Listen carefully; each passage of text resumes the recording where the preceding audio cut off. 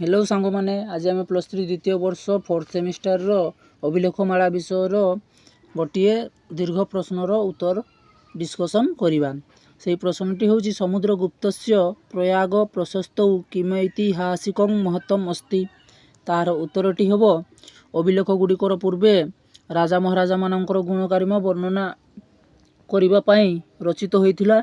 एगुड़िकर पत्थर लौहस्तंभ ताम्रपट्टा मुद्रा प्रभृति खोदित होता। स्तंभरे खोदित होता अभिलेख गुड़िक मध्य समुद्रगुप्त प्रयाग स्थित स्तंभाभिलेख अन्यतम। आधुनिक इलाहाबाद रे यही प्रशस्ति शोभा पाउछि। ताहार रचयिता होइछन्ति हरिसेन। एथिरे समुद्रगुप्त व्यक्तित्व और दिग्विजय विषय वर्णित होइछि। तापरे समुद्रगुप्तर परिचय देखिबा। समुद्रगुप्त राजत्व काल 335 ख्रीष्टाब्द रु 375 ख्रीष्टाब्द पर्यंत विस्तृत थिला। एही शिलालेखर प्रारंभरू समुद्रगुप्त प्रारंभिक जीवन और पितांकर राज्य सिंहासन पाई निर्वाचित होबार संकेत प्राप्त होता है। समुद्रगुप्त पितांक जीवन काल रे समुद्रगुप्त को केतेक युद्धरे व्यापृत होबाकू पड़िथिला और सेही सबु युद्धरे से शत्रु माननकू परास्त करथिले। पिता तांको उपरे मुग्ध होई तांकू साम्राज्यर युवराज रूपे घोषणा करथिले।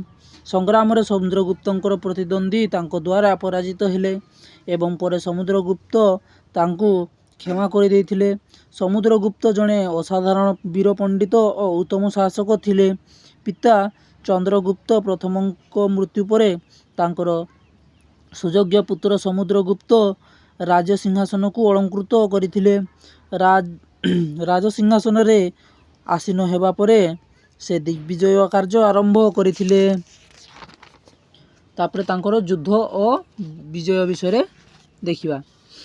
प्राय 344 ख्रीष्टाब्द बेलू उत्तर भारत रे समुद्रगुप्त एक क्षुद्र युद्ध करथिले। तापरे से दक्षिण भारत उपरे आक्रमण करथिले। दक्षिण भारत रु प्रत्यावर्तन करिबा परे पुनर्बार उत्तर भारतर संगठित राजा मानक सहित तांकर विवाद हैला। से युद्ध रे से समस्त को परास्त कले। समुद्रगुप्त उत्तर रे अच्युत नाग नागसेन एवं गणपति नाग यही 3 जन राजा को निज बाहुबल रे पराजित करथिले। या परे दक्षिण पथरे 12 जन राजा केरलर मंटराज कांचीर विष्णुगुप्त यही दुहींक नेतृत्व रे समुद्रगुप्त को सम्मुखीन होइथिले किंतु सेमाने समस्ते पराजित होई जाइथिले।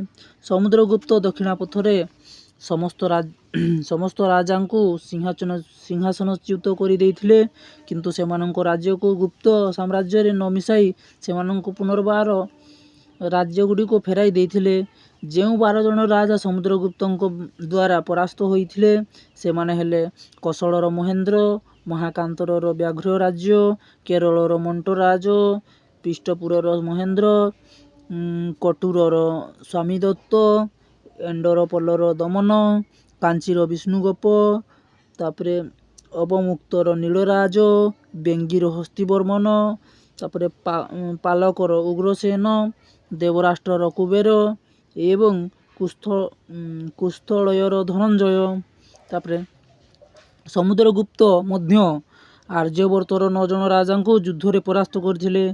सेमाने हेले रुद्रदेव, मतिल, नागदत्त, चंद्रवर्मन, गणपति नाग, नागसेन, अच्युतनंदी एवं बड़वर्मन।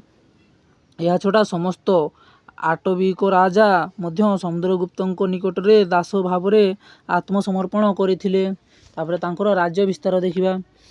समुद्रगुप्त जने दिग्विजयी सम्राट भाव रे ख्याति अर्जन करथिले। तांको साम्राज्य रे विस्तार उत्तर दक्षिण आटविक राज्य, सीमावर्ती राज्य तथा पश्चिम भाग रे व्याप्त थिला। उत्तर रे 3 जन को परास्त करी दक्षिण रे 12 जन राजा को परास्त करी साम्राज्य विस्तार करथिले। आर्यावर्तर 9 जन राजा को मध्य से परास्त करथिले। 5 गोटी सीमावर्ती राज्य यथा समतट, डबक, कामरूप, नेपाल एवं कर्तृपुरम समुद्रगुप्त को कर प्रदान करुथिले। सेमाने मध्य भिन्न भिन्न समय रे राजा समुद्रगुप्त को नाना उपहार प्रदान करी अप्यायित करुथिले। समुद्रगुप्त भारतर पूर्व, उत्तर एवं दक्षिणर प्रांत राज्य मानक परास्त करी पश्चिम प्रांत रे ସ୍ୱତନ୍ତ୍ର ରୂପେ ଶାସନ କରୁଥିବା ଗଣରାଜ୍ୟମାନଙ୍କ ଉପରେ ମଧ୍ୟ ଦୃଷ୍ଟିପାତ କରିଥିଲେ। ମାଳବ, ଅର୍ଜୁନ ନାୟକ, ଯୌଧେୟ, ମଦ୍ରକ, ଅଭିର ପ୍ରାର୍ଜୁନ, ତାପରେ ସନକାନିକ, କାଳ ଏବଂ ଖରପୌରିକ ଏହି 9ଗୋଟି ଗଣରାଜ୍ୟର ରାଜାମାନେ ମଧ୍ୟ ଉପହାର ନେଇ ରାଜସଭାରେ ଉପସ୍ଥିତ ହେଉଥିଲେ ଏବଂ ତାଙ୍କର ଅଧୀନତା ସ୍ୱୀକାର କରିଥିଲେ। ସେମାନଙ୍କ ବ୍ୟତୀତ କୁଷଣ ବଂଶର ଦୈବପୁତ୍ର, ଶାହି ଶାହାନୁଜ, ଶକମରୁଣ୍ଡ ଏବଂ ସିଂହଳ ତଥା ଅନ୍ୟାନ୍ୟ ଦ୍ୱୀପବାସୀ ବିଦେଶୀ ରାଜାମାନେ ମଧ୍ୟ ସମୁଦ୍ରଗୁପ୍ତଙ୍କ ସହିତ ମିତ୍ରତା ସ୍ଥାପନ କରିଥିଲେ।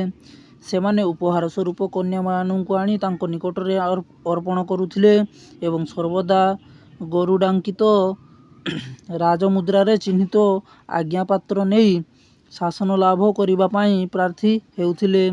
ରାଜ୍ୟ ଶାସନ। ପ୍ରୟାଗ ପ୍ରଶସ୍ତିରୁ ସମୁଦ୍ରଗୁପ୍ତଙ୍କର ରାଜ୍ୟ ଶାସନ ସମ୍ବନ୍ଧରେ ସମ୍ୟକ୍ ସୂଚନା ମିଳିଥାଏ। ତାଙ୍କୁ ଶାସନ କାର୍ଯ୍ୟରେ ସାନ୍ଦି ବିଗ୍ରହୀକ, କୁମାର ଅମାତ୍ୟ ଇତ୍ୟାଦି ରାଜକର୍ମଚାରୀମାନେ ସାହାଯ୍ୟ କରୁଥିଲେ। ତାପରେ ତାଙ୍କର ବ୍ୟକ୍ତିତ୍ୱ ଦେଖିବା। ଅଭିଲେଖରୁ ଜଣାଯାଏ ଯେ ସମ୍ରାଟ ସମୁଦ୍ରଗୁପ୍ତ ଜଣେ ଦିଗ୍ବିଜୟୀ ମହାଦାନବୀର ଶାସକ ଥିଲେ। ସେ ଏପରି ମହାପରାକ୍ରମୀ ଥିଲେ ଯେ ତାଙ୍କୁ କୁବେର, ବରୁଣ, ଇନ୍ଦ୍ର ଏବଂ ଯମରାଜଙ୍କ ସହ କବି ତୁଳନା କରିଛନ୍ତି। ସ୍ୱଲେଖାରେ